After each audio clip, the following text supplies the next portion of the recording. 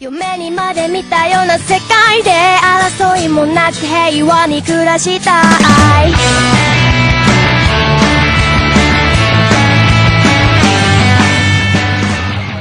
Hey there all you fans of anime, it's time for the anime month-long challenge with the Gekko's Death of Bebop. This is your host, Blueberry Cutie 16, and it's all starting right now. Badass scene from any anime character. That's kind of tough because, like, King Kazuma isn't a quote-unquote regular anime series character, but he is an anime character. He's an anime character in an anime movie. And I guess the badass scene would be where he totally takes Love Machine and, like, gives him the what for. I love watching King Kazuma totally, like, put his strength and all of his efforts that he's worked for into whooping King Love Machine's ass.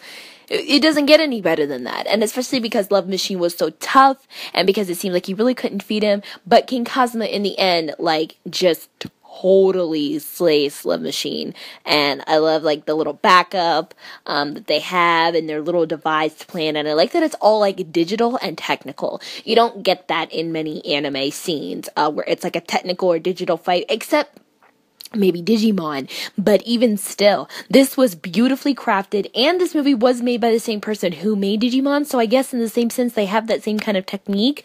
But I like that in this scene in particular, it just, you see the absolute precision of the fight. You see how much skill and technique King Kazuma really has, and how Love Machine is, like, playing off of how he fights, but in the same sense he is, like, just his own opponent.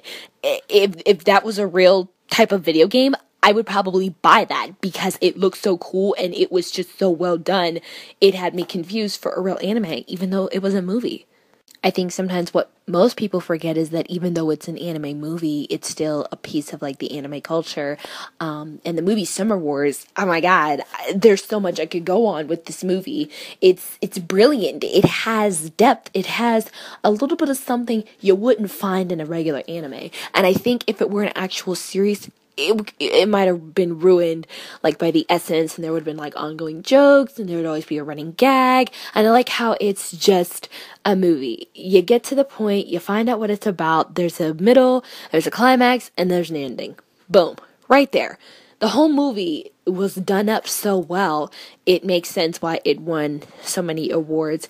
And just the way that everything was set up, it's like the jokes were set up so perfectly timed together, and it went so well with the animation. Like, it was so smooth, even though it was an anime, it made you feel like you were watching the real thing as if it were, like, a live action. I love Summer Wars. It's in my top 10 of my favorite anime movies. Summer Wars was dubbed in 2010 by Funimation Entertainment, featuring the voices of Colleen Clinkenbeard, Caitlin Glass, Chuck Huber, Cynthia Kranz, Alexis Timpton, Jeremy Lee, Todd Haberkorn, and Michael Sinter-Nicholas. So that's today's video. As always, this has been Blueberry Cutie 16 with the Gekko's Death of Bebop, signing off, and happy Blue Monday.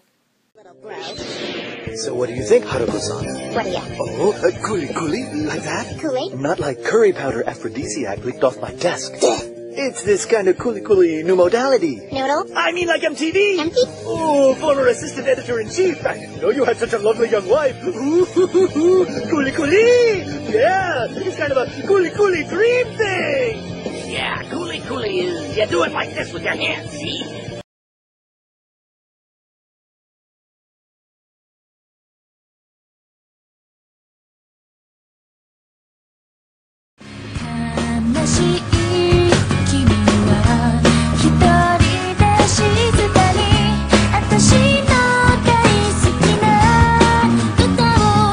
Jesus